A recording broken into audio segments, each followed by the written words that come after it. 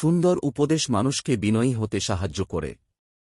সুন্দর উপদেশ মাওইজাহ হাসানাহ মানুষের হৃদয়কে জাগ্রত করার, গাফিলতি থেকে সতর্ক করার এবং অন্তরের সংশোধন ও রোগ নিরাময়ের অন্যতম প্রধান মাধ্যম। এটি সৎ কাজের আদেশ ও অসৎ কাজ থেকে নিষেধ করার সেই মহান দায়িত্বের অন্তর্ভুক্ত, যেখানে উৎসাহ ও সতর্কতার মাধ্যমে মানুষকে আল্লাহর দিকে আহ্বান করা হয় এবং কল্যাণকর নসিহত করা হয়।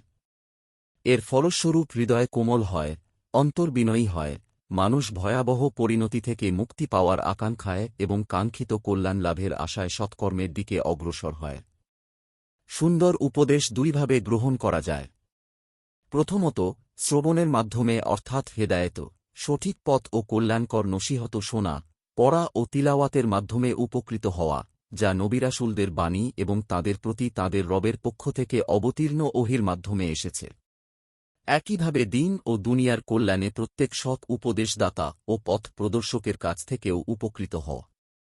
দ্বিতীয়ত, পর্যবেক্ষণ ও শিক্ষা গ্রহণের মাধ্যমে অর্থাৎ পৃথিবীর বিভিন্ন নিদর্শন, ঘটনা, অভিজ্ঞতা, পরিস্থিতি, তাকদীরের বিধান এবং বিশ্বজগতের ওপর আল্লাহর প্রতিষ্ঠিত নিয়মগুলো দেখে চিন্তাভাবনা করা ও শিক্ষা গ্রহণ করা।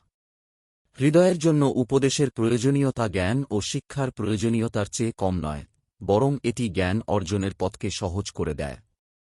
যখন হৃদয় কোমল হয়, তখন তা উপকারী জ্ঞান গ্রহণের জন্য প্রস্তুত হয়ে ওঠে। ফলে আত্মা প্রশান্তি লাভ করে, মন শান্ত হয়, বিবেক পুষ্ট হয় এবং হৃদয়ে স্থিরতা অর্জন করে। এ কারণেই আল্লাহ তাআলা কোরআনকে মাউইজাহ বা উপদেশ হিসেবে বর্ণনা করেছেন। তিনি বলেন, আর অবশ্যই আমি তোমাদের প্রতি সুস্পষ্ট আয়াত, তোমাদের পূর্ববর্তীদের দৃষ্টান্ত এবং মুত্তাকিদের জন্য উপদেশ নাজিল করেছি। সূরা আন-নূর আয়াত ৩৪। আল্লাহ তাআলা আরও বলেন, হে মানুষ!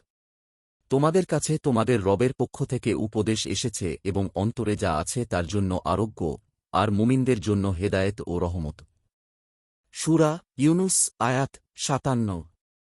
কোরআনের মাধ্যমে উপদেশ দেওয়া হল হৃদয় কোমল করা সর্বোত্তম, সহজতম, নিকটতম এবং সবচেয়ে প্রভাবশালী মাধ্যম। কারণ পুরো কোরআনই এক মহান উপদেশ। আল্লাহ তাআলা নবী শাহ এর দাওয়াতের অন্যতম পদ্ধতি হিসেবে সুন্দর উপদেশকে নির্ধারণ করেছেন। তিনি বলেন, তুমি তোমার রবের পথে আহ্বান করো প্রজ্ঞা ও সুন্দর উপদেশের মাধ্যমে এবং তাদের সঙ্গে এমন পদ্ধতিতে বিতর্ক করো, যা সর্বোত্তম। নিশ্চয়ই তোমার রবই ভালো জানেন কে তাঁর পথ থেকে বিচ্যুত হয়েছে এবং কে সঠিক পথে রয়েছে। সূরা নাহল আয়াত ১২৫। দাওয়াত গ্রহণকারীর অবস্থা অনুযায়ী পদ্ধতি ভিন্ন হয়। কেউ যদি সত্যের সন্ধানী ও আগ্রহী হয়, তাকে প্রজ্ঞার মাধ্যমে আহ্বান করা হয়। কেউ যদি উদাসীন ও গাফিল হয়, তবে তার জন্য প্রজ্ঞার সঙ্গে সুন্দর উপদেশ প্রয়োজন। আর কেউ যদি জেদি ও বিরোধিতাকারী হয়, তবে তার সঙ্গে উত্তম পদ্ধতিতে আলোচনা করতে হয়। আল্লাহ তাআলা তাঁর নবী সাল্লাল্লাহু আলাইহি ওয়াসাল্লাম কে উপদেশ ও স্মরণ করানোর দায়িত্ব পালন করার নির্দেশ দিয়েছেন। তুমি তাদের থেকে মুখ ফিরিয়ে নাও, তাদের উপদেশ দাও এবং তাদের অন্তরে প্রভাব বিস্তারকারী কথা বলো। সূরা আন-নিসা আয়াত ৬৩। সুন্দর উপদেশের সৌন্দর্য দুটি বিষয়ে নির্ভর করে। এক, উপযুক্ত সময়ে প্রদান করা, যেমন দীর্ঘ খরার পর বৃষ্টি আসে, কিন্তু অতিরিক্ত বৃষ্টি যেমন জমিকে ক্ষতিগ্রস্ত করতে পারে, তেমনি অতিরিক্ত উপদেশও মানুষের মনে বিরক্তি সৃষ্টি করতে পারে। ২, পরিস্থিতির সঙ্গে সামঞ্জস্যপূর্ণ হওয়া। রাসূলুল্লাহ সাল্লাল্লাহু আলাইহি ওয়াসাল্লাম এর বিখ্যাত উপদেশগুলোর মধ্যে আরবাজ ইবন সারিয়া রাদিয়াল্লাহু আনহু এর বর্ণিত হাদিস অন্যতম। তিনি বলেন, রাসূলুল্লাহ সাল্লাল্লাহু আলাইহি ওয়াসাল্লাম আমাদের এমন এক উপদেশ দিলেন, যার ফলে আমাদের অন্তর ভয়ে কেঁপে উঠল এবং চোখ থেকে অশ্রু ঝরতে লাগল। এটি আল্লাহর এই বাণীর বাস্তব প্রতিফলন। আল্লাহকে যারা ভয় করে তাদের শরীর তা থেকে কেঁপে ওঠে, অতঃপর তাদের দেহ ও হৃদয় আল্লাহর স্মরণের দিকে কোমল হয়ে যায়। সূরা জুমার আয়াত ২৩। সাহাবায়ে কেরাম বললেন, হে আল্লাহর রাসূল! মনে হচ্ছে এটি বিদায় গ্রহণকারীর উপদেশ। আমাদের কিছু উপদেশ দিন। তিনি বললেন, আমি তোমাদের আল্লাহভীতির উপদেশ দিচ্ছি এবং শ্রবণ ও আনুগত্যের।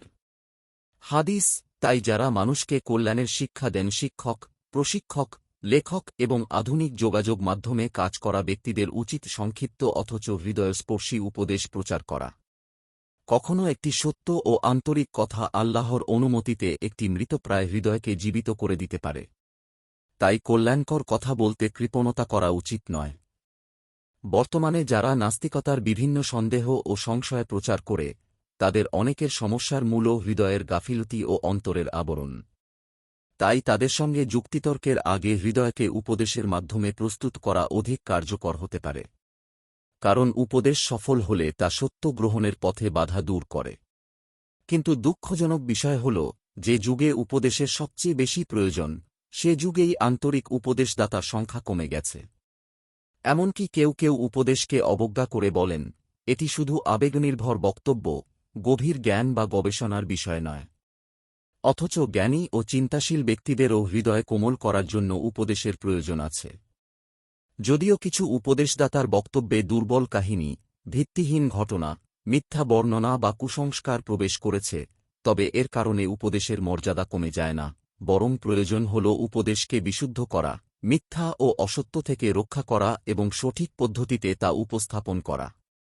তবে উপদেশ তখনই প্রশংসনীয় যখন তা সত্য, জ্ঞানসম্মত ও কল্যাণকর হয়। সুতরাং বর্তমান যুগে সুন্দর উপদেশের প্রয়োজন অত্যন্ত জরুরি। এমন একটি আন্তরিক বাক্য, যা কোনো হৃদয়কে আল্লাহর দিকে ফিরিয়ে দেয়, তা দুনিয়া ও আখিরাতের জন্য বিরাট কল্যাণের কারণ হতে পারে। তাই প্রত্যেক জ্ঞানী, শিক্ষক, দায়ী ও কল্যাণকামী মানুষের উচিত হিকমাহ, আন্তরিকতা ও প্রজ্ঞার সঙ্গে মানুষের হৃদয়ে উপকারী উপদেশ পৌঁছে দেওয়া।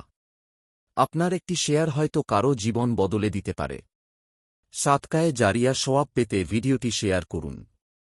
সোর্স: ইসলামী জীবন, কালের কণ্ঠ।